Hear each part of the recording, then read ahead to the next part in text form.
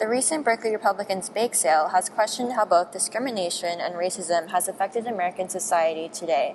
In psychology professor Rodolfo Mendoza-Denton's recent blog post titled Making the Invisible Visible, Campus Republicans Bake Sale, he explains the psychological mechanisms behind racism in our institutions while stating that education is a true key to the end of discrimination today.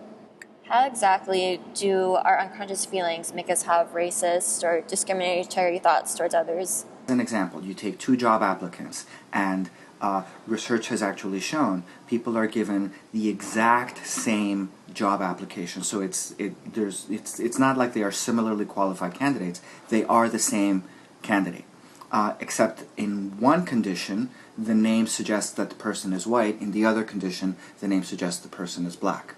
The white applicant in this fake experiment tends to be favored over the black applicant. That's the kind of way in which unconscious bias occurs.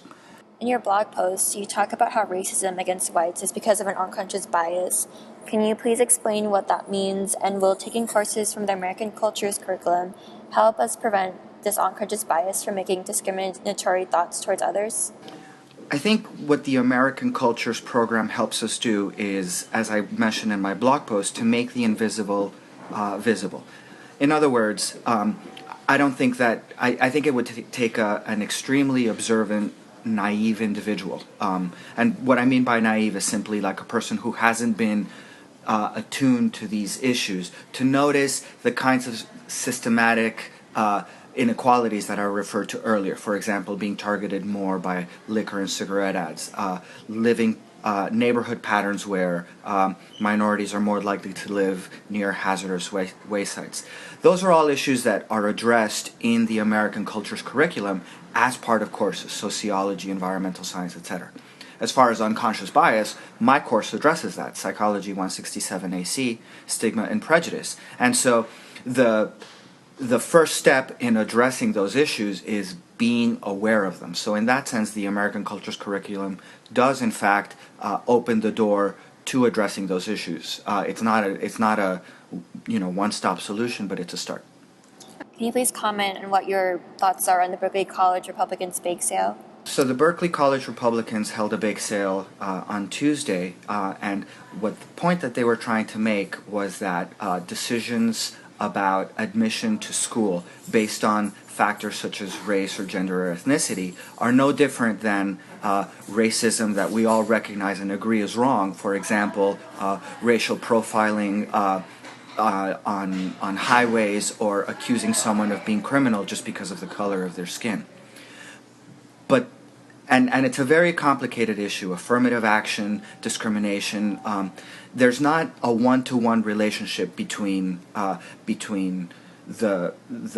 kind of discrimination that occurs systematically and through unconscious bias, and the kind of reparatory affirmative action, that's sort of the course correction kinds of actions that affirmative action is meant to take. On the other hand, there is a type of discrimination that occurs against whites, which is that the assumption that just because you're white, you are racist, or somehow don't get it, or are insensitive. That I think is wrong, and that one I think is analogous to stereotypes about criminality on the basis of skin color. In other words, we have to distinguish between different types of usage of race-based and gender-based and ethnicity-based decisions. Some are more deliberate than others, some are more automatic than others, and some have different political consequences and social consequences. So we need to think about those within the larger context.